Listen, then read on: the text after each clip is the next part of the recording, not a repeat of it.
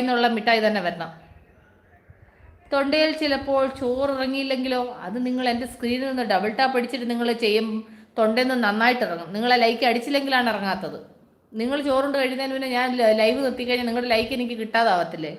നിങ്ങൾക്ക് ചോറ് എപ്പോൾ വേണമെങ്കിലും കഴിച്ചുകൂടായോ? അതുപോലെയാണോ ലൈക്ക് അടിക്കുന്നത്?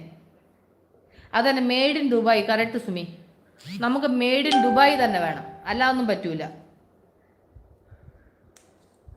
മെയ്ഡ് ഇൻ ദുബായ് തന്നെ വേണം ഞങ്ങൾക്ക്.